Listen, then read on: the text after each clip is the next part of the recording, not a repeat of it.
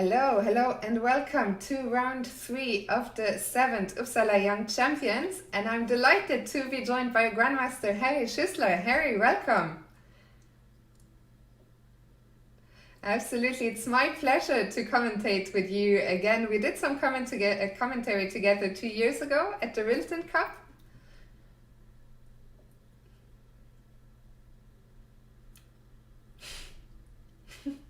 Thank you so much, and I'm really very happy to welcome you here again. Unfortunately, I have to first of all apologize. There are some slight issues today for this round with the boards. Oh, they cannot hear you. What is that? Let me see. That must be on my end because I hear you perfectly fine. Let me see. So if someone can confirm in the chat, why is that? Let me just try and fix my settings. If someone can confirm in the chat that they cannot hear Harry, and let me just see what is this problem, because I hear you so well and I didn't have, let me see, default speakers. Let me see. Today is one of those days where things are not working. Maripan, can you confirm for me that, let me see, default speakers.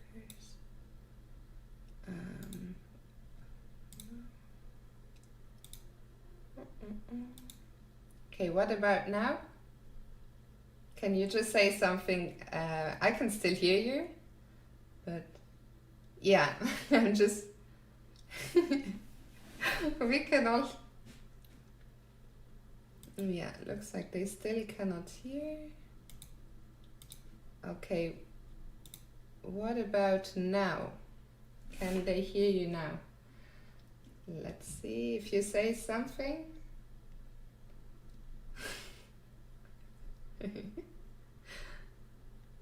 No? What is this? Let's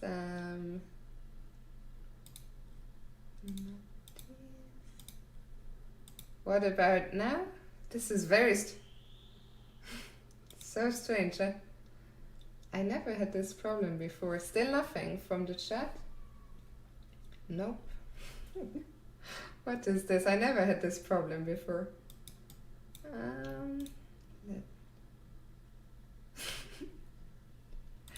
Technology is always throwing challenges at us. I don't know. Speakers. Okay, actually I understand now, I think, what the problem is. These are not the right speakers.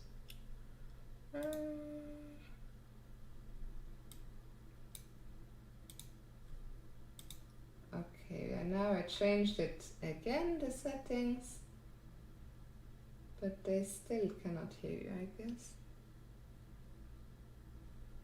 I'm so sorry, Harry, about these issues. Yes, today is one of those days. System sounds no. Okay, maybe here.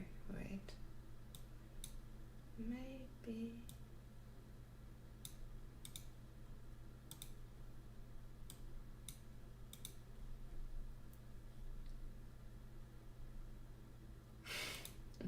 Someone in the chat is suggesting that maybe they can try and read your lips and transcribe the commentary.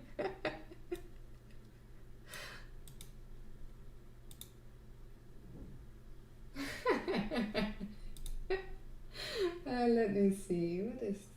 I will just maybe try and call you back on Skype. Maybe I can fix it in Skype, but the problem is it cannot be a Skype issue because I can hear you, so that is not the problem. What is this?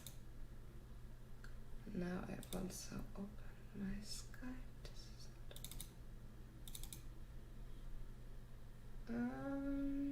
Okay, I will call you back, Harry. I'm sorry about this. I will try and fix it. Sorry, I'll call you back in 1 minute.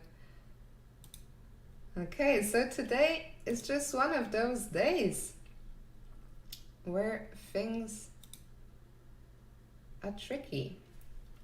Let me try and fix my...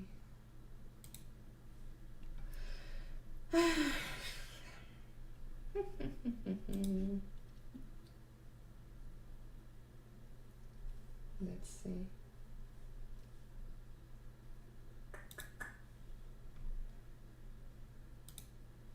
Of course, also Alex, who is usually better at these things than I am, he has just left the house. Okay, let me try before I bother Harry some more. Let's say if I play some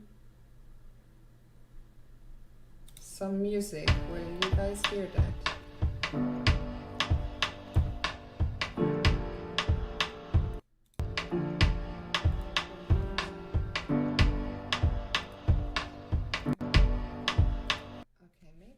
This was the problem.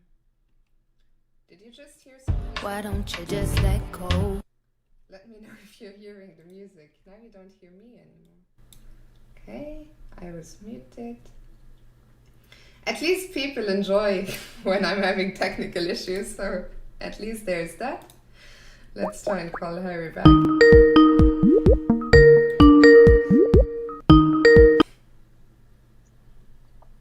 Okay.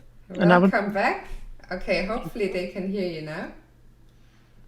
I think they can hear you now. Okay. Yes. Okay. Oh, very good. Very nice. So but I can't see the boards at the moment. I can see, so I will share my screen now. I think we're almost ready. So now you can see? Yep. Perfect. And close this. And okay, I think finally...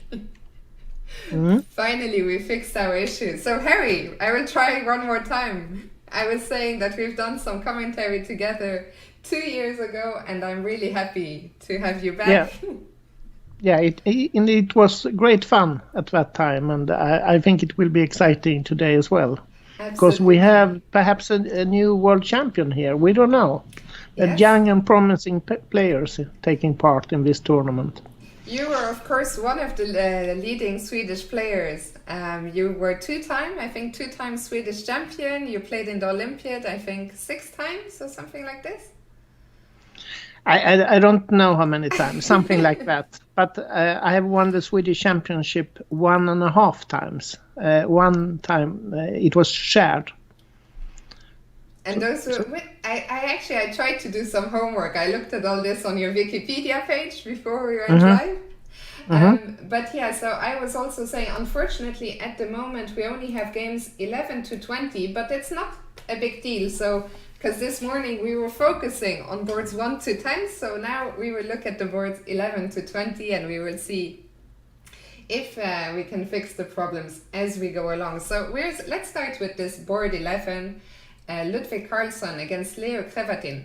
Harry, how much do you keep up with the young Swedish players and try and follow, what they are doing? What is the next generation up to? Well, in fact, I have a column in a Swedish newspaper, so it's part of my work for the newspaper to keep up a little bit at least. So I have some knowledge about the new young rising stars. And who do you think in this tournament, who are the big names that we should watch out for? And Milton Panzer is considered to be the strongest. And in fact, I will play a tournament in 3 weeks' time where he will take part. Oh, interesting. Where is that? It's in a very special place because it's in Malmö, but it's also in a very special house at the I don't know how many floors there are, but at the top floor of this house, which is unique because it's moving around all the time, this house. So I guess I will be confused by looking at outside, but also looking at the board, playing Milton Panzer and other players. Very interesting. So Milton, he is actually one of the 6 players who, after 2 rounds, still has a perfect score. Here he is. So the other 5 players, actually Victoria Radeva from Bulgaria this morning, she actually beat the top seed of the tournament, Felix Blåberger. So she's having a great event so far. Then we have the young player from Iceland, Vignir Vatna Stefansson. We have Kan Kukushari. We have a young Czech player, Jakub Kusha, and Siem van Dal from the Netherlands. So those are the 6 players with a perfect score. They are playing each other. And then there's 4 players behind that on 1.5, and the rest of the pack on 1.5 and 0. So now we're already almost 2.5 hours into the game. So let's go to the games, and we'll start with board 11, where Ludwig Karlsson is playing against Leo Krevatin. And he's having a very nice position, because not only is he a pawn up, but black also he has a weak pawn at e5. Yes. And here in this position, sometimes you think that, okay, let's say, I don't know if white will exchange, but let's say that he exchanged. Sometimes this opposite color's bishop can lead to a draw, but here I think with the rooks, there's still too much material on the board, at least for now, for it to be really relevant. Or what do you think? Yeah, it's true. If the rooks come off the board, then that can be a factor leading to a draw. But with both rooks on, it's another issue. And I also think that white can perhaps play even better than exchanging on e8. Perhaps knight c4, for instance. Threatening the pawn on e5, and then black probably has to move it where it will stop the black bishop from being active. Yeah. And now, for instance, knight e5 or something like that is possible.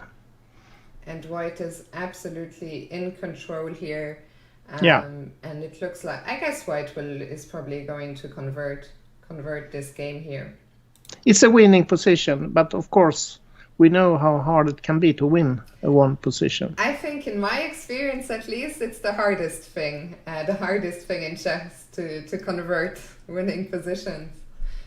So, okay, let's move on to board number 12, because I know there's some... Or actually, let's go straight to board 19, because Carl, the tournament organizer, told me there was a very interesting position on board 19. So we're going to go there. Julia Ostensson is playing against Victor Muntean. And Julia is a player from my hometown, Uppsala, where the tournament should have been played, but it has moved outside of Uppsala because of the pandemic. But she's a young and very promising player.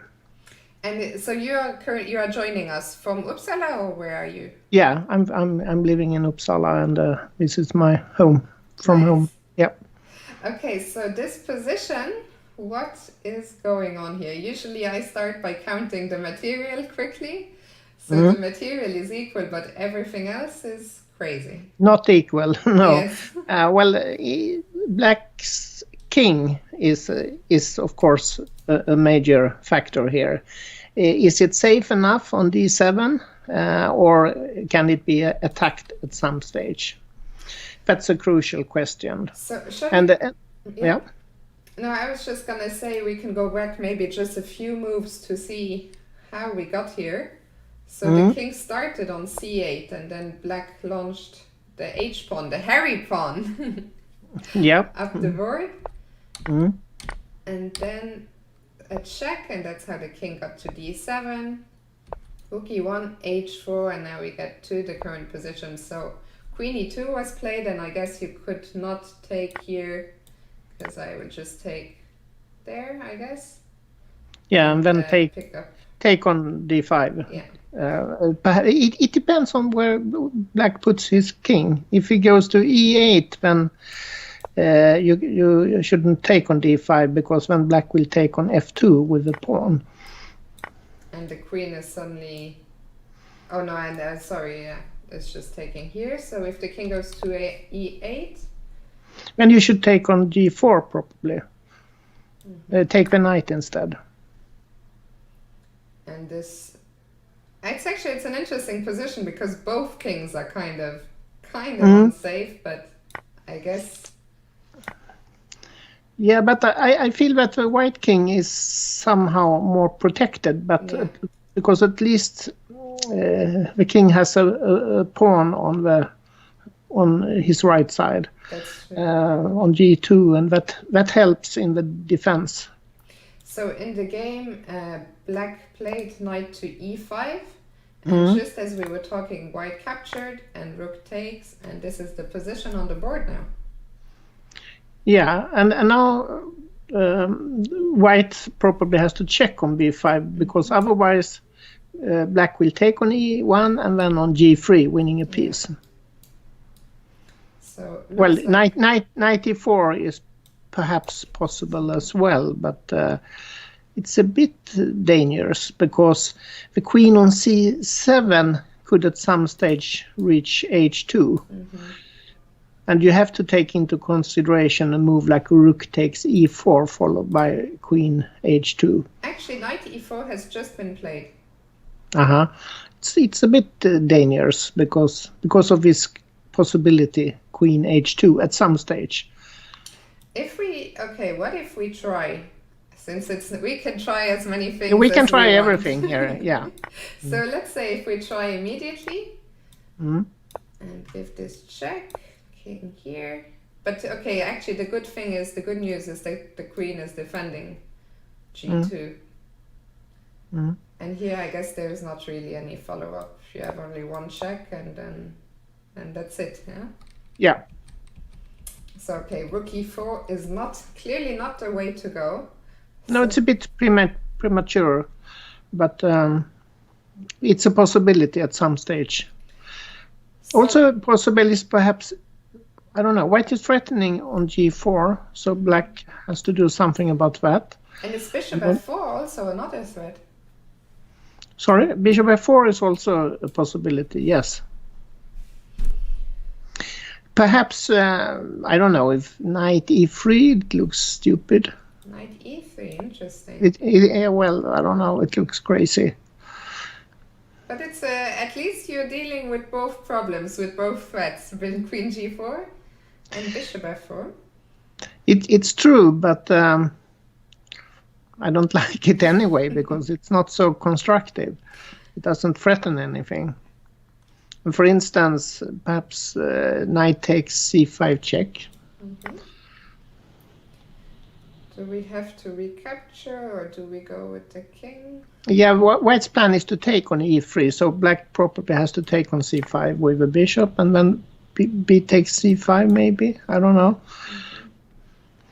And now the knight is hanging, so perhaps knight c4 maybe. Oh, well, it looks... Now maybe bishop e3 if you want to be fancy one more time. I don't know. I guess you have to know what else. You can move the queen to d1, yeah. Oh, let's look at your fancy move. I like fancy moves. So bishop e. It's probably bad though, but okay. At least it's fancy. Yeah, because black will take on e3 with a pawn and later take on f2, and then white also has a weak king. Yeah, and suddenly it's black. Rook f8 check or something. Yeah, and it looks very bad. Yeah. So let's not play the fancy move. Instead, we will go back to d1. And it's a double-edged position. It looks like black is okay here. He can take on e1 and then on c5, for instance. I don't know. White's rook in the corner, it's retarded, so to speak. Yes, it's not doing much. No, not at the moment. But this is quite a long variation. That's true. It's not really forced. So if we go back to the position on the board, it's this one, and it's back to move. So black has to do something about the knight on g4 at least. But instead of knight e3, a possibility could be, for instance, simply knight f6, perhaps. And if I take on c5? Yeah, that's maybe good. It's winning, in fact. It's winning an exchange. Yeah, an exchange. Yeah. So knight f6 is bad, yeah. Maybe you have to play knight e3. Yeah, I don't like it. or rook g8. Rook g8. Because if you have the knight still on g4, then it protects the rook on e5, so that white cannot go knight takes c5 check. Mm-hmm. But now bishop f4 maybe. Bishop f4. It looks dangerous. Oh, Huh? actually, Alex, my boyfriend Alex, who I think is watching us from the restaurant, he's suggesting rook g5.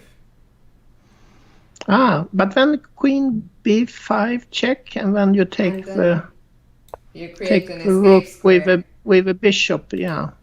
Uh-huh. But it's a nice move otherwise. Nice, but doesn't work. Because nice but bad. Yeah. I'll take with a bishop on g5, Yeah. I guess. And that should be that, and the king is gonna run. Mm. Yeah, so I mean, it's probably already a very difficult situation for black, yeah? Yeah. Perhaps knight e3 then.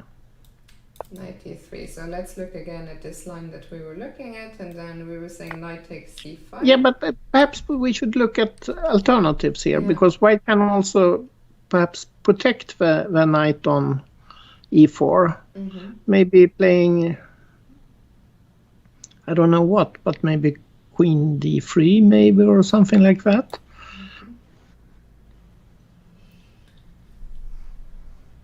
This is a tough position that Carl gave us to start the show. We immediately have to get our brains working hard. Mm-hmm. So queen d3. Now white has an obvious threat of f takes e3. Yeah, or even bishop but also, takes, maybe. yeah, even that or rook take. Yeah. After, for instance, queen c6, you go rook takes e3. Defending the knight. Mm-hmm. Yeah, I like queen d3 actually. And then perhaps black has to play something like knight d5 to stop white from playing bishop f4 also. Mm-hmm. And now what? Now white can play perhaps something positional, b takes e5 maybe. Okay. Mm-hmm. I was wondering, what if we take with the knight? We don't want to simplify things so much, you know? But when you're forced to exchange on e5, and if you take instead of b takes e5, then black cannot take with the bishop because of queen b5 maybe. But also, can I not just take here and pick up the... Yeah, you can take immediately. Yes, sure. So I like b takes c5. Knight e3 has just been played, by the way. Okay, yeah. So we will find out. Yeah, interesting position, sure. Very interesting, but Julia has to keep an eye on the clock, so she has only 7 minutes left against 48 minutes for black. Mm-hmm. It's tough. It's gonna be a tough spot. Okay, well, let's come back to this one a little bit later. So let's go back, we continue our tour. We go to board 12, where Joachim Nemetz is playing against Adam Frank. Mm-hmm. What is this? At first sight, I guess it looks nice for white with the 2 pieces for the rook. Yes, white has 2 pieces against rook and the pawn. And also white has a nice grip and a blockade on d4.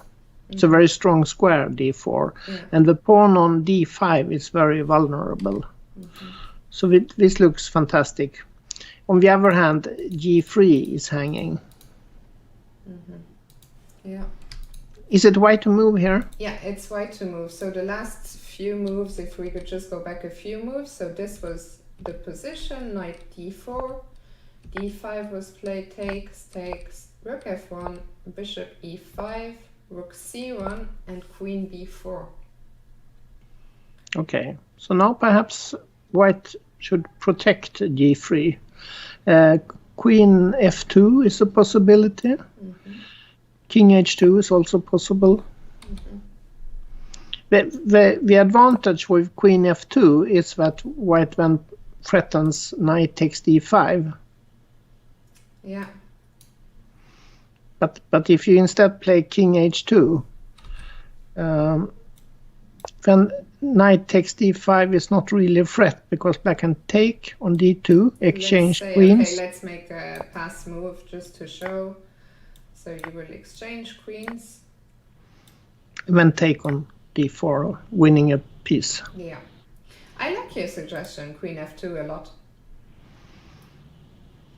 Yeah, but because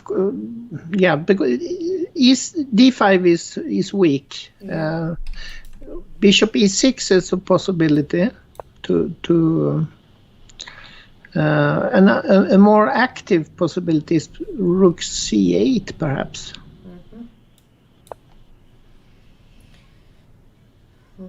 With the pin attack along the c file. Yeah. No.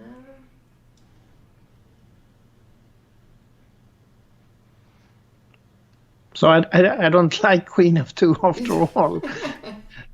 It was a nice spot on d2. Something else here. I don't know. Maybe king h2. What do you think, Fiona? Good question. I mean, I liked queen f2 at first, but then I also like your suggestion of rook c8 getting active. Mm-hmm. So it's hard. And what if I guess we don't want to exchange queens. White, or? Yeah, if I play a move like this, am I hanging something? No, but it's quite nice for white to have queens on the board, Yes. because white has these two nasty pieces, two knights in fact, versus a rook and a pawn, and the two knights in combination with a queen, that's quite an attacking force. Yeah. It could be later on. So I think white should keep the queens on the board if there is not a safe winning endgame to enter. Wait, I'm now hearing that apparently this game is over already. Let me see. Maybe we didn't receive. Let me see if there's some. Okay, I don't see the results yet. Game 1 has ended. Okay, sorry, I got confused. So we'll come back here in a second. Just to let you know, you were just talking about Milton Panzer. He has won his game already in only 19 moves. So do you want to see that very quickly? Yes, sure. So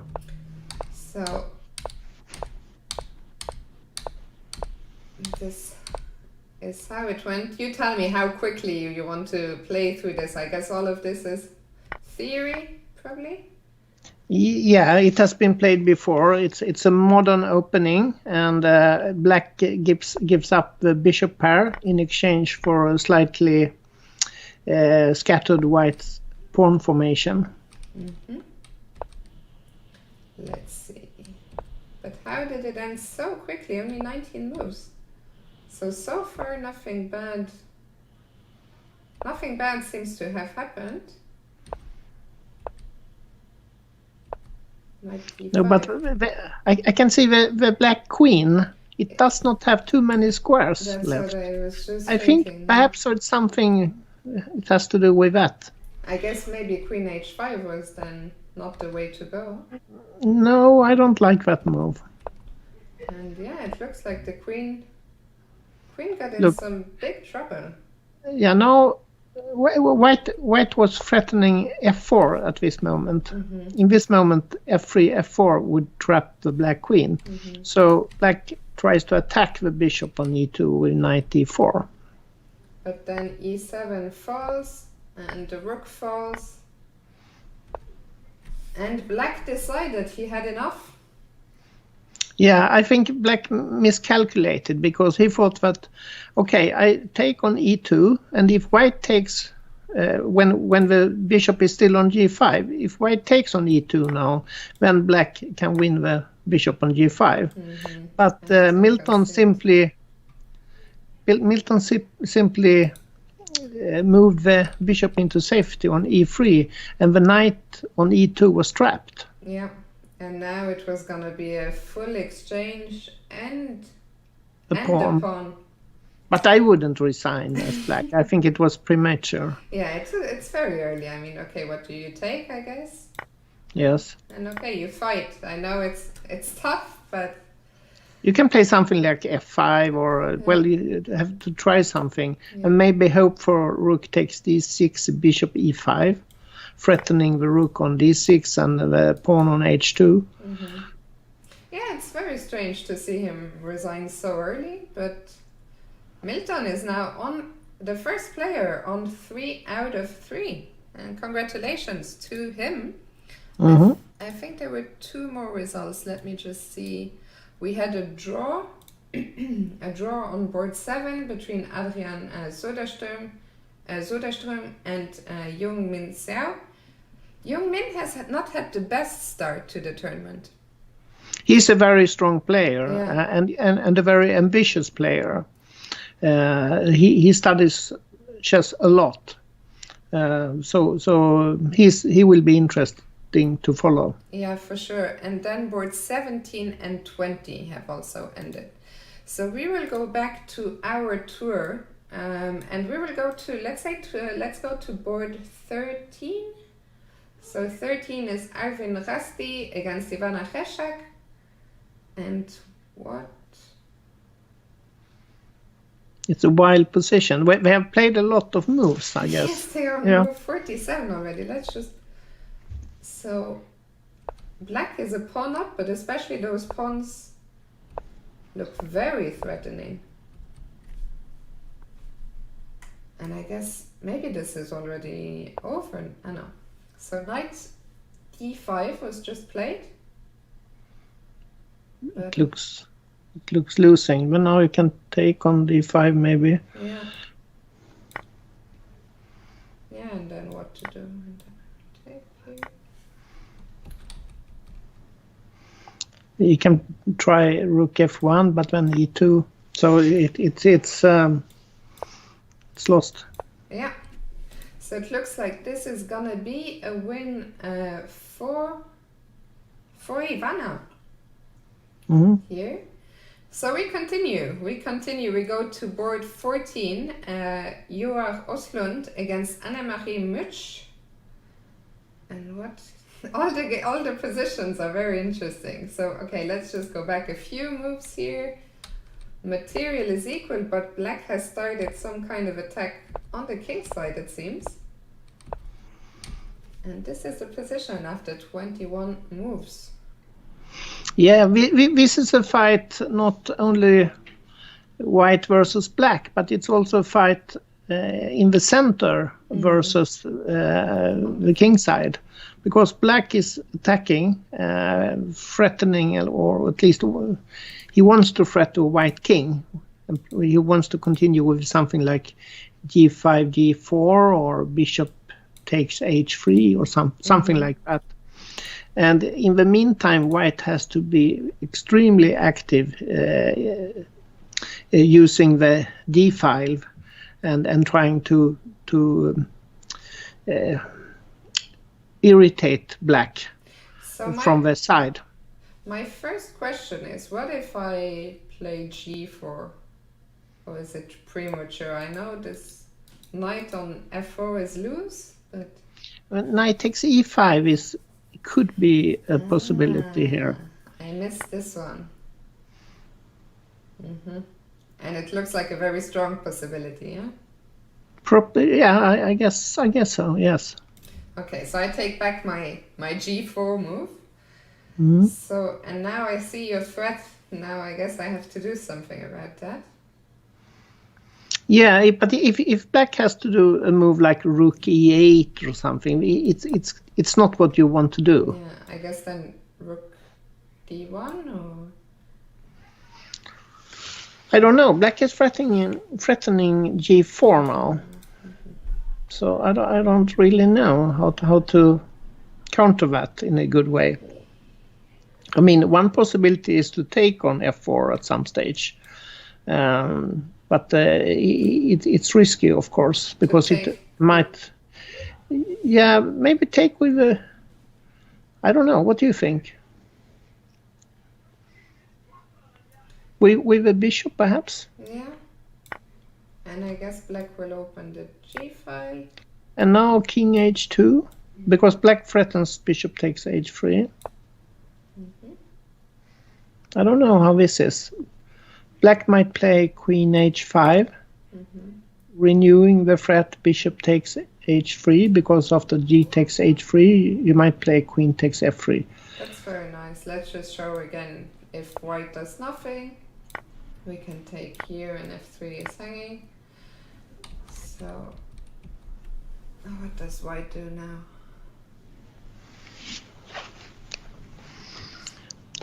Well, you don't really want to play a move like knight g1, I guess. This is not no, you also have to be careful so that black doesn't attack with knight g4 check at some stage. Yeah. I mean, it's not really embarrassing at the moment, but later on perhaps. Yeah. But white can play maybe my favorite move, queen d3 or something. Queen d3 is your favorite move in chess? Yeah, it seems so. It seems so. Do you I have suggested a that history? in the other game as well. No. just from today. Yeah, okay, so queen d3. And how do we continue the attack? Well, f5 is an option. A very dangerous option. Dangerous for both sides. I don't know what's happening. But black's idea is to take on e4 and then play bishop f5. Something like that. Yeah, very double-edged. Let me just see what is the time situation. We don't have the clock times for this game, it seems. But yeah, black is thinking. I guess the reason black is thinking is that a move like rook e8 is really not a move you want to play. No, it's true. Perhaps also queen h5 is an option, because that also prevents knight takes e5, because after knight takes e5 you just simply take it with a pawn. The queen on g6 is no longer hanging. Yeah. I like this. And queen... At first sight, I like queen h5 more, just because it's more aggressive somehow. Yeah. Can I go knight g3? Yeah, knight g3 is an option. But I don't know if it's possible to take on h3.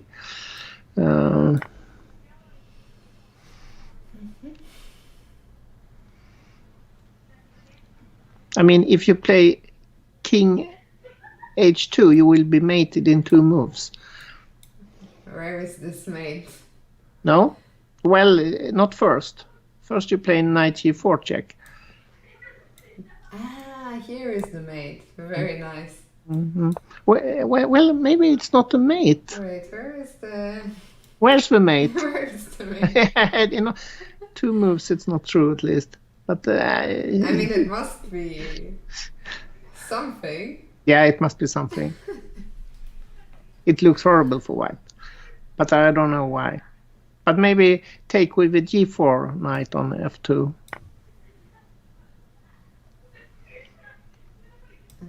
Okay, but it's not completely clear.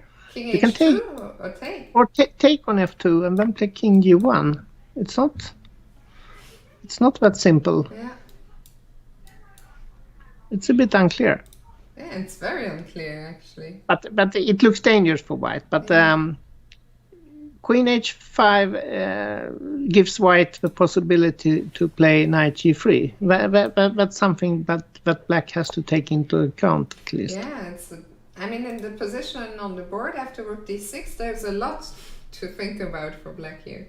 But it's quite typical for the King's Indian that white is trying to neutralize black's initiative by using the d6 square and be very active in the center, whereas black is attacking on the king's side. Yeah, it's quite typical battle. Shall we move on to the next game? We'll let black think about this one and we will come back later. So let's go next to board 50. 15, Joachim Nilsson against Daniel Johnson. Mm.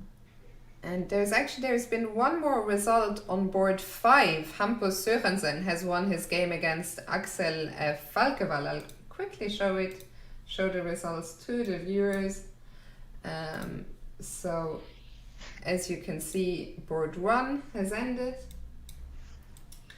We already saw that game. Hampus has won his game. We had a draw, this we mentioned already. And then board 17, 18 and 20 have finished. So let's go back to the game. So board 15. And what is this? The knight pair against the bishop pair. And white to play. The last move was rook c8.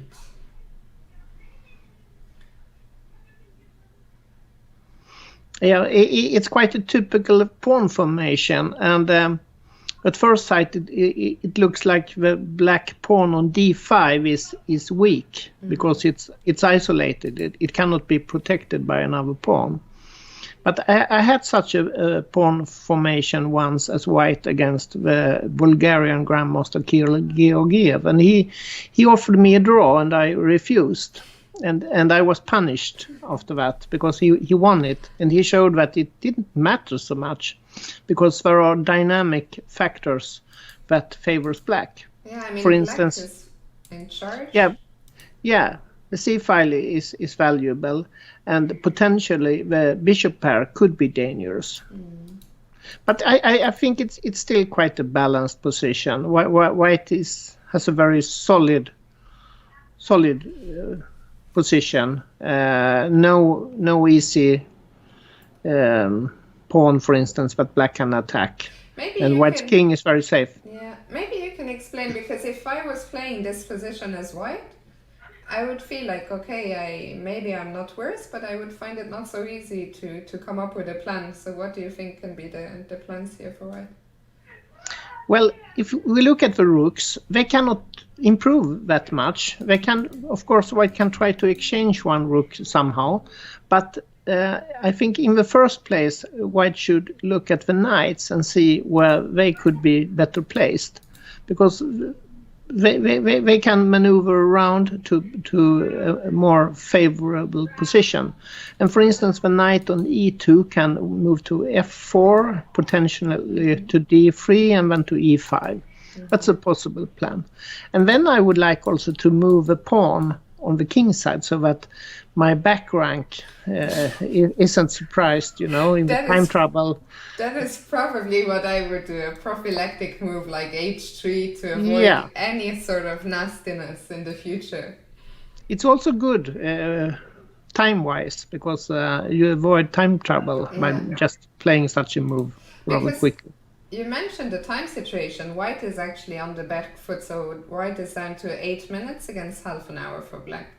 So I would like to see a move like h3 being played. h3 or knight f4, but white has to be careful. But if he's careful, I think he's doing okay. Yeah. Shall we check back in with Yuli? Oh, wait. Game 16? No, game 16 we haven't looked at yet. So let's go to board 16. So Hilmir Freyr Heimisson from Iceland against Pia-Marie Rosic. And what is this ending here? So, okay, the last moves were h3 and rook d8. Yeah, it's quite a boring position, I would say. I agree. What do you think? I agree with you, Harry. But white plans g3, g4, and white wants to kick away the knight on f5. Yeah.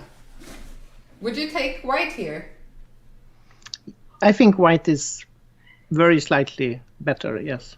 Also, because the square on d5, the potentially vulnerable pawn on d6 and a6. If we look on the pawn islands, black has 3 pawn islands. One is on a6, one is on c5 and d6, and the third one on g6 and h5. White has only 2 pawn islands, and it's normally an advantage to have as few pawn islands as possible. So I guess black should probably, I mean, if I were black, let's say you play g4. I don't know, should I, maybe I will take first and then maybe try to... Play d5, yeah. But I guess you will stop me with... Well, I don't actually stop you because you might play it anyway. Yeah, of course. So Of course. maybe white could play rook e3, maybe. Yeah, I mean, if black plays d6, d5, that's not the end of the day for white. White can simply move a bishop to d3, for instance. I was about to fall for one of your tricks. I almost played king f6, but then... You're welcome. So yeah. And the knight on e7 will get lost. Yeah, yes. Because I cannot step to f7. Okay, so rook d8 and white is thinking.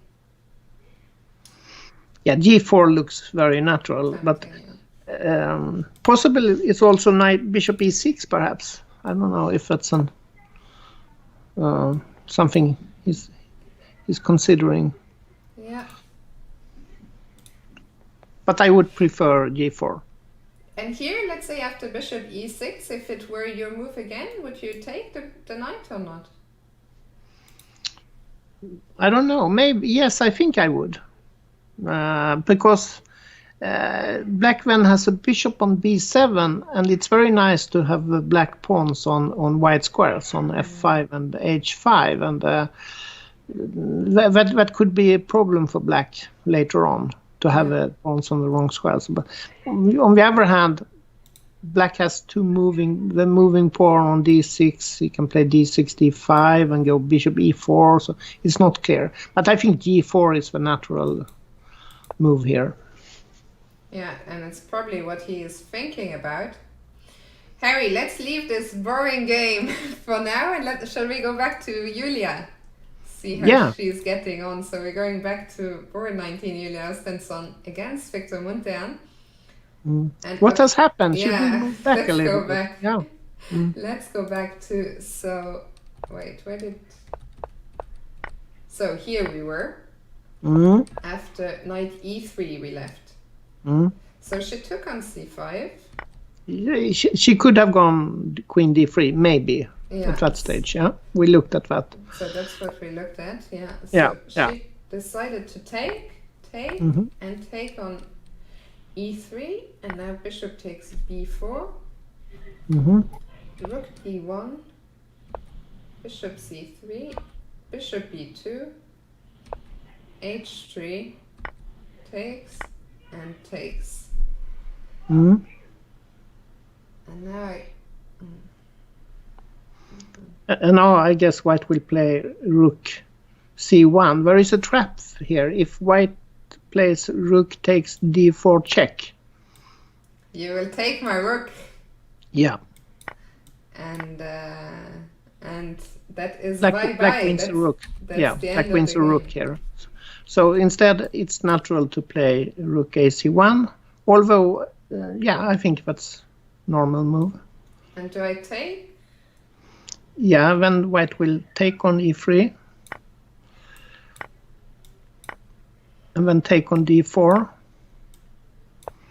And this will probably end in a draw, because both white and black has two pawns and two rooks, and it's fairly simplified position. Yeah, there should not be too much here. And what is the rating? Let me just check the ratings in this game. So, okay, a draw would actually be a great result for Julia, who is outrated by over 400 points.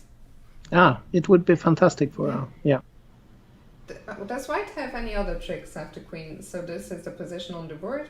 Queen c3.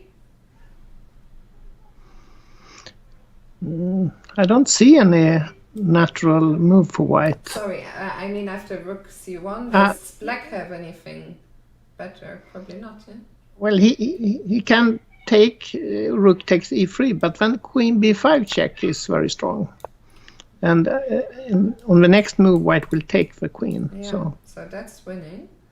So that's not an option. Black doesn't have so many moves here. I'm just a bit concerned that Julia hasn't made a move yet and that her time seems to have run out. Let me just... I really hope that, because they are getting no increment on move 40. I don't know, maybe either there's been a problem in the transmission or we are not getting the moves. Let me refresh the page.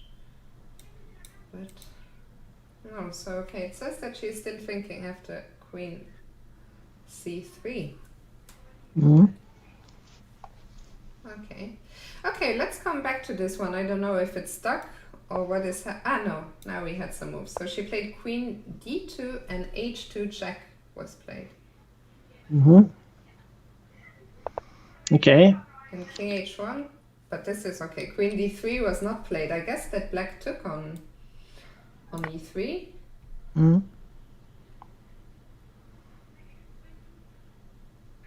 It's something similar to what we analyzed, but I think rook ac1 is more useful move. So we had some more moves. Queen takes, rook d4, king e7. They are playing, the moves are coming in very fast. King f6, rook f1, king g5, and rook f2. Now it's a bit more uncomfortable, or no?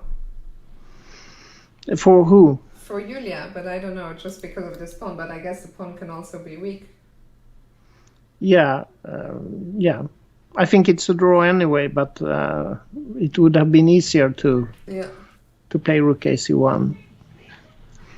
Okay. But it's still a draw. It's 2 pawns versus 2 pawns and no immediate threat for any side. Yeah, I guess white can maybe try, okay, I know it's black to move, but if it was white to move, maybe some rook f8 and try an exchange, one more pair of rooks. Yeah.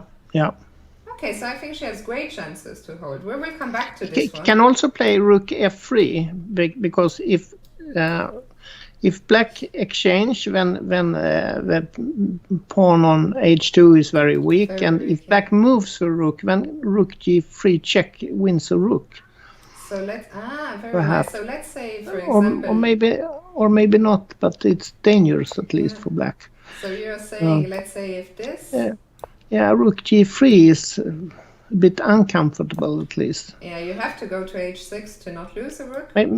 Maybe not check, because then king g7, but I don't know. It's bad for black at least, because the king is in a very odd spot. Yeah, I would be surprised. So, but how does black? I guess black is trying to win, but how can he even try here? Not so easy. Win on time, perhaps. True. So okay, we'll come back to this one, but Julia, of course, has great drawing chances. Let's go back to board 11. I will update the results one more time just to see if anything else has happened. So Ivana Hacek, this we saw earlier, she has won her game on board 13. So let's go back to this one where white was a pawn up, but is not a pawn up anymore. What happened here? So we saw the position. Yeah, we suggested knight c4 here in this moment to keep the knights on the board and try to force the black pawn from e5. Okay, but instead white played rook c4. And now rook d8 was played. Takes. But how what is... f4 is terrible move. What? I mean, white has a very nice pawn structure here, and black has a weak pawn on e5. Yeah. And in one move, white gives it all up. Very strange. F4. What was it's a strange move. And then after e takes, e4. What is this? What? I mean, maybe it's a transmission error. No, but maybe white has a plan here to play. White wants to use the pin on the bishop and plays e5 followed by bishop d6. Harry, that's the idea. You saw this you said it just at the same time we're being joined in the chat on our broadcast. Grandmaster David Howell from England has just joined us. And he was saying just at the same time as you that white wants e5 and bishop d6. Yeah. But still, would you give up the pawn to achieve this? It depends if it works. I would.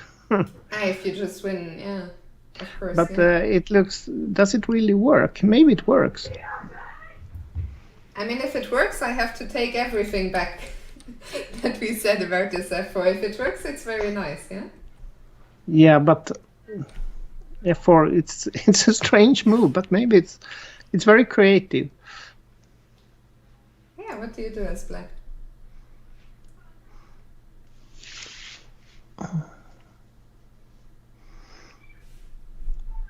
I don't know, because the black rooks they cannot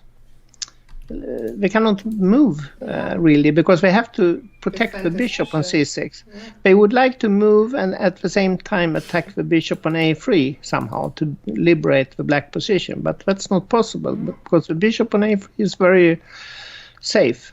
Yeah, maybe this is just a forced win. Yeah. Looks like there's not much you can do about this. Maybe nice. It works. Maybe it works. We'll see. We will see. We will come back to this one. Maybe there will not be so much left of this game, but let's move on. Okay, this one is very interesting now. So let's go back. When did we leave this? We left it.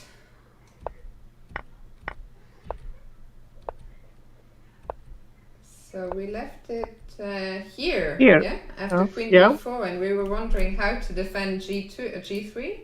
And white played a3. So not defending g3. And white exposed another pawn. Okay, and now knight takes d5. Yeah. Bishop e6, knight f6, and king h8. Okay. Yeah. Yeah, now white, of course, wants to play for an attack here. Question is how.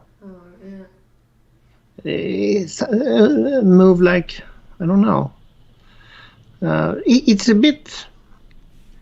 White has some problems with knight on d4 and bishop on e3, where they are on not so safe spots. Yeah, they are somehow vulnerable. Yeah, earlier when we saw the position, what am I doing? Earlier when we saw the position, things seemed a lot more controlled somehow. Yeah, but it's a bit risky play by white here. And white has to be careful here, but because, for instance, black is threatening perhaps to take on d4 twice and then take on c1. That could be an idea. Yeah, so let's say, again, just to show what Harry is talking about, let's say if we make a pass move like b6, you could take here. And that looks... It's not clear. It's not clear because if you take on d4, and then take king h2, white has some threats here. Yeah. So it's not completely clear, but... This is not how you want to play for black. You want to find something better. Black can take on g5, for instance. Black can take where? No, I mean in that, yeah, later on. So you don't want to allow this at least. Yeah. So let's see, king h8. Yeah, well, it's natural to somehow move the rook on c1, I guess, to try to consolidate the position. To d1 or to somewhere else? I don't know, maybe c3, is that possible? I don't know. You want to enter another pin? I don't know where to put it. Yeah. You want to put it on d1? No, I don't know. So rook c3? I'm not sure, because... Can I go... I'm not sure if I'm gonna get mated or if I'm gonna manage to pick up one of these pieces. Yeah, queen b4 is a bit embarrassing. Yeah, you don't want to... This is not good. You don't want to put it on c3. Queen b4 is quite a good move. Threatening on d4 and... So maybe rook d1, but... Yeah. I'm very What now? very surprised by this A3 move. It's a typical young player move. Very aggressive. Wanting to attack. Do you feel that chess has changed a lot since when you were young? Let's say the way that players play. They play more dynamic now. Strategical features are not that important anymore. If you have a weak pawn, that's not the end of the day. And you use your H pawns more. The computers like... In your honor, Harry. In your honor. Yeah. I look at it that way. Yes, okay. White is thinking. This game, I think, is going to become very interesting with both players around the 10-minute mark. What would be your prediction for this game? Well, I think it's easier for White to lose a piece because White has more pieces. So it's easier for White to make a mistake here.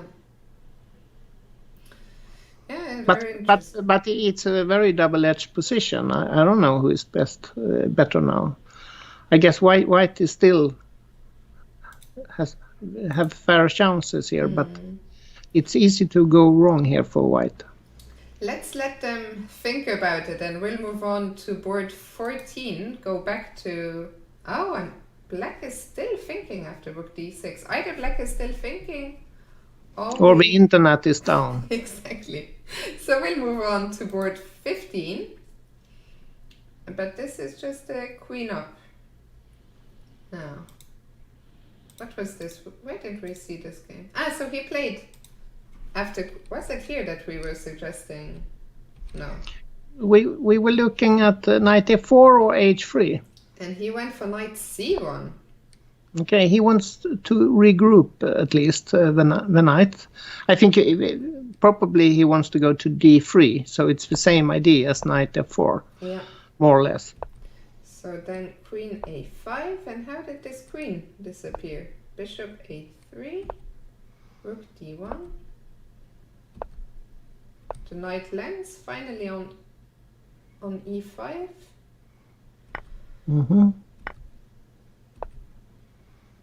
So Black gave up an exchange, but now these pawns are looking quite dangerous. And he can win it back at any moment. He can take. He could have taken on c1, for instance. And the rook has no squares. So c3, White decided to give up the exchange like this. That's a nice combination. Yeah. So rook b1 was, of course, not good, but it's not easy to play this position. Perhaps White should play rook d1 so that he can play knight e1 if necessary. Yeah, and try to blockade. Yeah, and push with d4, d5 also. Yeah, but it looks... Yeah, maybe White... What do you think? White would be worse, but with some chances, or...? I think it looks okay for White. I think okay. that Black should have taken on c1 instead, perhaps. Not to keep the other bishop. Perhaps. Here, let's say, in this position. Yeah, take on c1 and then play c3. But I don't know. Yeah. But meanwhile, the game is actually over, because after this rook b1 blunder, that was a new queen and an extra rook. And White it's resigned. really forceful play here in the end by Black. Yeah. So congratulations to Daniel Johnson. And let's go back to Julia. Let's see. But Black has not played yet after rook f2. So I don't know again. Either we have lost it, or he's thinking, or maybe a draw was agreed, who knows. But so we go back. We go back again to board 11. And he's also, maybe have we lost? We haven't had any new moves recently. Or did we? Let's see. This one we saw after king h8. This one we also saw after e4.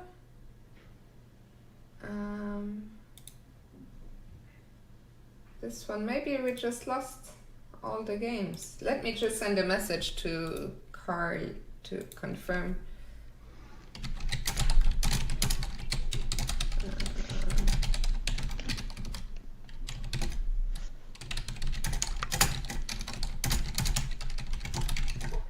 Because I'm right, that's correct, right? We didn't get any new moves, I think, for a little while.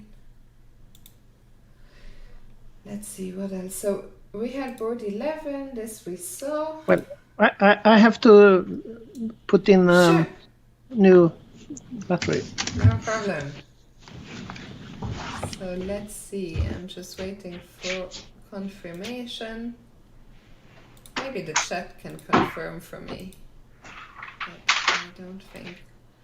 What I can show you meanwhile is there have been a few more results. There have been a few more results.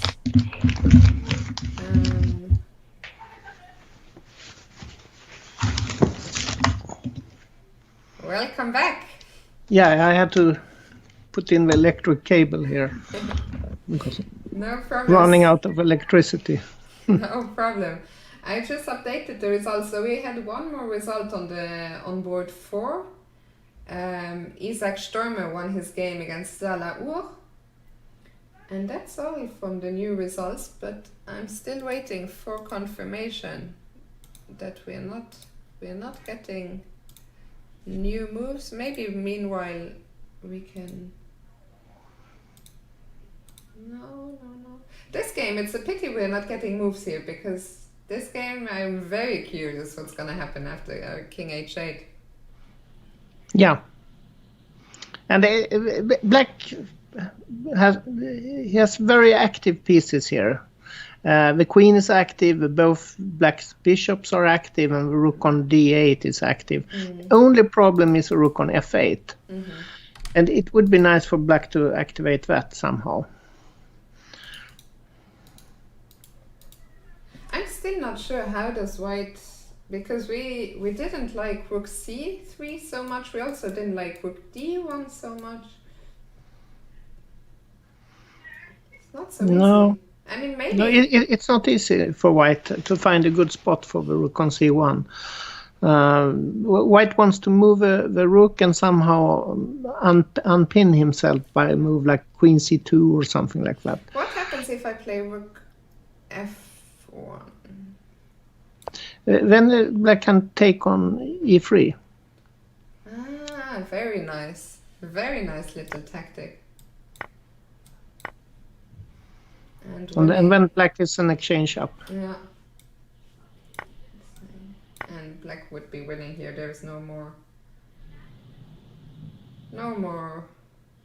counterplay really. I guess bishop e4 is not really anything. The only chance would be to get my rook somehow to h1. But I think I'm dreaming. Yeah, you're a dreamer. Yeah. Exactly. So let me see. Because this game, okay, it could be that White is still thinking. It's a complicated position. Let me see. Okay, so what we can do, they are working on the games. What we can see maybe Hampus's game that he won already, but we can see how he won that. So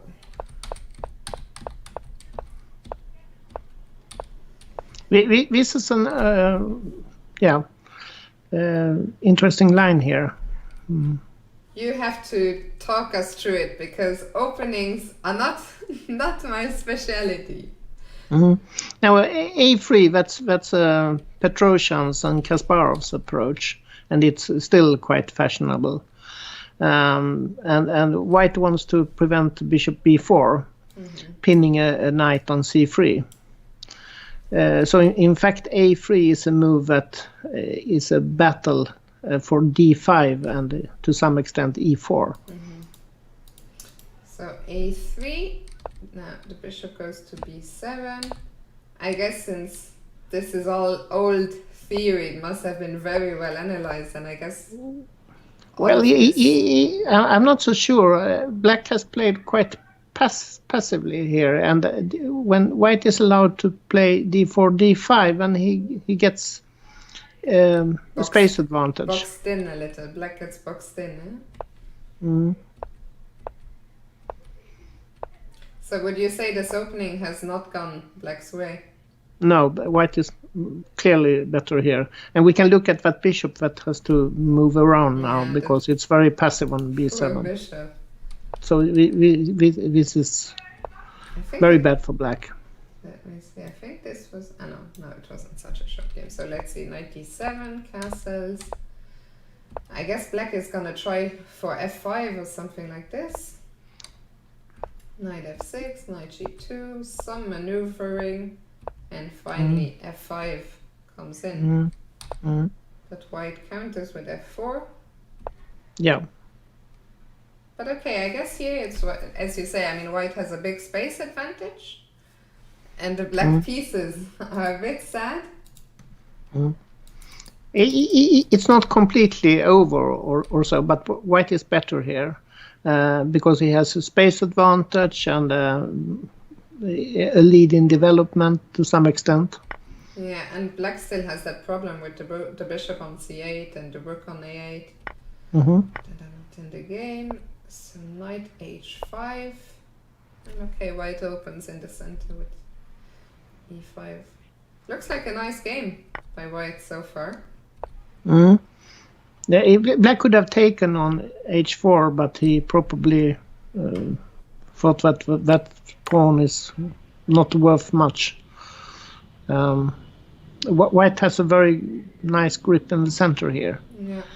Could play e6, cutting off the black bishop on c8, or just keep the pawn on e5. Still, would you not say that if you're like under so much pressure anyway, would you not advise to just at least take the pawn, or what are your thoughts? I don't know. I mean, if you take there, White will maybe take on h4, play knight b5, and it has fantastic position. So you said you would what? Maybe just take on h4. And then knight b5, threatening c7, so Black has to come back with the queen. d8. And then d8. Well, maybe e7, d8, but if you go to e7, then rook e1. It's so even stronger, yeah. Yeah. So and now rook e1 and later knight d4. Black has no prospects, no prospects at all. So White will dominate. Yeah. This does not look great. So let's go back to the game. So he did not take the pawn. He went bishop g7. Now knight b5. Bishop d7, and the knight reroutes nicely to d4. It looks like such a painful position. What did he play now? Rook c1? He played rook c1, yeah. Okay. And now knight e7, rook c2, a6, and h5. So giving up a pawn anyway. This time Black took, but yeah, those poor light squares around the king. Yeah, but White played a bit strange with rook c2 and rook c1. I mean, that's useful if you want to play b4 and c5, but otherwise it looks a bit... Yeah, the action was on the other side of the board. Yeah, it's a bit odd, I would say. But okay, if he prepares b4 and c5, then I understand it. Let's see what happens. So he went e6, bishop h1. So I guess a change of heart. The rooks are needed on the other side of the board after all. b5, and now the rook comes to the king side. Yeah. King h8, and yeah, it looks like the future is not great for that king on h8. And looks like the end is near. King g8, f6 was a threat, but it's still play, takes. And Black resigned here because and look at the rook on a8 and bishop c8. They never took. I mean, the bishop No. on c8 actually took part, but then came back to c8, and yeah, a sad game for black, but a good game from white. Sure. And I'm hearing that some games are updated again. So congratulations to Hampus Sørensen, who let's check the results very quickly one more time. So Hampus, he's on 2.5 out of 3. And let's see, apparently we got some new moves. So on board 11, this was the one that I was waiting for, yeah? So this game is over. White won here after e4. Black just played king f7, and after e5, black resigned. Because he didn't find any way to stop, prevent bishop d6, followed by rook takes c6. Yeah, and nice. I mean, it was a very, nice. very nice idea. This perhaps it was good. f4. It looked anti-positional, but it was tactically justified. Yeah, nice finish. Very nice finish. And then on board 12, that also ended. So this game ended in a draw. Let's see what happened. So we left it here after king h8. Now bishop f2 was played. Okay. Takes. This is the line we looked at, no? Yeah, it looked good for white, we said, but let's see what happened here. So white now took on b7. And black took on b5. Oh, that looks risky. It looks very risky. And then they just repeated like this. Yeah, but black shouldn't have taken on b5, I guess. I'm not sure, but didn't black have anything better? Maybe it's dangerous for black.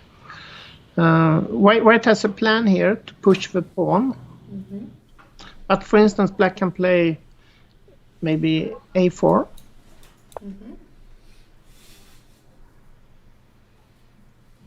So a4. And the plan now is simply to push the pawn and queen it, more or less. I don't know. It looks better for black, at least. Yeah. But it's not so clear. White does have a strong grip on the king side. The knight on f6 is very nice, and the pawn on b5 could create a miracle. Yeah. But what black played, queen takes b5, was a bit coward, I think. But white has nothing better, I guess, than the draw here. No. So black did want out, and the draw was agreed in this very interesting game. So let's move on to this one. Okay, here, what is going on now in this game? Okay, this one was also very interesting, and a lot of things have happened here. So we left it. Where did we leave it? We left it after rook d6, D6. and we suggested queen h5, perhaps, or rook e8, but he played queen e8. Yeah. It's sensible, of course. And the rook goes back to d1. Goes back. That's a surprise. And the queen goes back to d6, and the rook goes back to... And now black said, I do not want a draw. And she took on h3. Takes. King h2, knight back to f4. Okay, knight g3, knight g4. It's almost like something similar to what we had, where it feels like there must be something. So what is this? So black has given up a piece, but he has, what, 2 pawns? Yes, 2 pawns and some attacking chances. So knight e7 covering the g8 square. f5.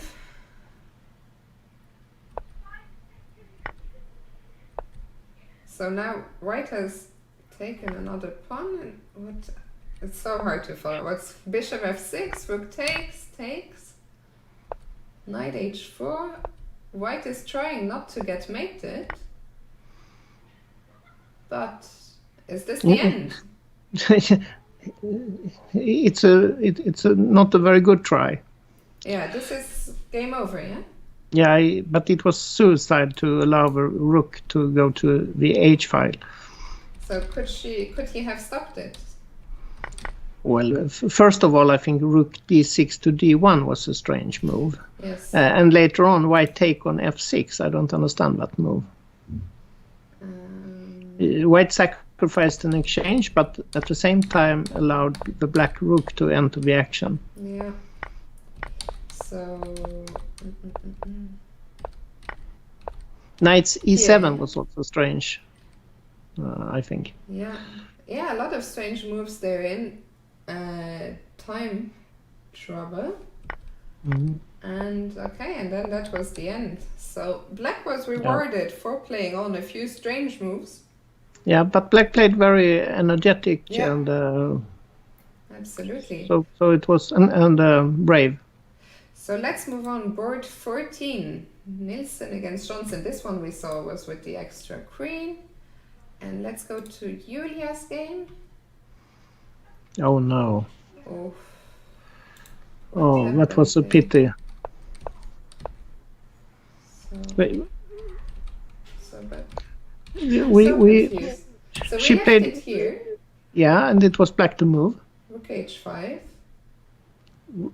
Rook h5, it's doing nothing, more or less. But now why not? Could we not go behind the king somehow? There are many options here. A simple option is perhaps g4. And if black takes, then you can even give a check. Yeah? Oh, no. Give a check or take on h2. It's a fairly easy draw, I would guess. But g4 is not necessary, but, no, but it's an option. Yeah, what went wrong? So rook c2, e5, rook back. Yeah, and suddenly the king and the pawn are advancing, and suddenly it's not so comfortable. She's just moving the rook sideways. Yeah, and suddenly it already looks like some problems here. Maybe now rook h6 is okay. Threatening rook h3 check. And then perhaps also take on h2. Yeah, yeah, this looks like it should still be okay. Yeah? Should be okay, yes. But what did she play rook h6? No, she played rook f4. And now things went wrong. And that was the end after king f3. Yeah, because black is threatening rook g1 check. Yeah. And there is nothing to do about it. Yeah, and it was a suicide operation by white. That's a big pity. Yeah, it was a pity. It was a fairly easy draw, but she had to be somewhat active, not just move a rook. That's a big pity. Let's see. So what was there was one game that was still going on, no? What were we looking at? Did we not see one game? No, yeah, we had that game, which we looked at, popped up right now. You know, the complicated game with the king on d7. Yeah, wait, where did I... Which one? This one, yeah? No. Yeah. Okay, let's go back. No, not this one, not this one. Which one was it? Now I lost the game. Which game was it? Because the game's off. It was... with the king on that game, it was the game with Julia, with the king on d7, which transposed into a rook ending. So we have looked this game. Yeah, we have looked at it. So I think let me update the results. But I think we have looked at all the games. It seems so. Yeah, and they are all finished. All the games from board 11 to 20 have finished, and you can see the results here. on the top 10 boards, the game are still going, but unfortunately, I think they are not live. They have added the game. We can look at Isaac's win against Zala Ur, and I think after that, Harry, that's it for us. Because I think I will just confirm. I think we will look at this game and then that will be it, because some games are still going, but I don't think that we have them. So let's see. Isaac had a very nice win this morning and he joined us on the show with Pontus. And here it looks like he got another nice win. So let's see. Grunfeld. So another theoretical. And Isaac Stormy is black, is that correct? Yeah. And white is a Zala Ur. So let's see what happened here. Here comes Harry again. Yeah, but it's modern chess, computer chess. H4 is in vogue in this type of positions due to the leading chess computers. Yeah, and the H pawn is running up on the board, but here comes. That's also computer analyze H6, because white wants to prevent the black king from going anywhere. So and create a back rank threat later on. Yeah. So to strangle black, in fact. Yeah. So this pawn here on H6. But white has a nice center. So where did this go wrong for white? Rook d6, f3. And black just wants to pick up that pawn that is strangling him. Yeah, it has gone wrong now for white. White should probably have done something more active earlier. Trying to... I mean, it was not a good idea to put the queen on c3 and so on. Yeah, because then suddenly, as you say, things went wrong and this h6 pawn, which was a pain, is gone. Black picks up a pawn and he ended the game very quickly after this. So let's see what happened. Yeah, because this is... let's see. Tactics. More tactics. White cannot... And the idea is that the rook on c1 is hanging later on. Let's look what happened. So takes. Wait. He took with the queen now. Yes. So what's... I mean, if he takes with a knight, when we go rook takes d4, and if white takes on d4, we take on c1, and we have two healthy pawns more as black. And if he doesn't take on d4, he still is 2 pawns down. Yeah, but queen d4 was a drastic measure. Maybe this queen c1 was missed. Now it's an exchange and 2 pawns down. Yeah. No, but this looks... This was not played. No. So we lost the game here. Yeah, it's decided already here. Black has 2 pawns up, more or less. So, okay, so Isaac is in the chasing pack on 2.5 out of 3. And yeah, I think, Harry, you had a short stint today. But it was intense and exciting. Absolutely. Yeah, we saw some very interesting games. Apologies once again about the issues with the live boards. Hopefully they will be back to working. Tomorrow is already round 4. I will be joined by Niels Grandelius. We will start at 2 p.m. And Harry, it was such a pleasure commentating with you again. Pity that it was a short, but we saw some very interesting games and hopefully we will commentate together again. It was nice. Thanks a lot, Fiona, and everybody else. Thanks. Thank you very much, Harry. I'll let you go. Thank you very much, and have a nice evening and a nice weekend. You too. Bye-bye. Okay, so once again, apologies about the technical about the technical issues, but hopefully it will be fixed tomorrow. Round 4, things are heating up. Things are heating up. As far as we can see so far, only one player on 100%, that is Milton Pansar from Sweden. So a great start to the tournament for him. And as I say, I will be back tomorrow at 2 p.m. With Sweden's number 1, Nils Grandelius. It was such a pleasure having Harry. And for now, I will let you go. For those of you who are followers of my channel, Alex will be streaming tonight's titled Arena at 9 o'clock on his channel, so you can watch him there. And for now, who shall we raid? I will send you over to the Chess Dojo Live, where Alex's students are battling it out in the Ultimate Sensei. Thank you so much for watching, and hopefully see you tomorrow for more Uppsala Young Champions action. Have a good evening and a good weekend. See you very soon. Bye. Bye.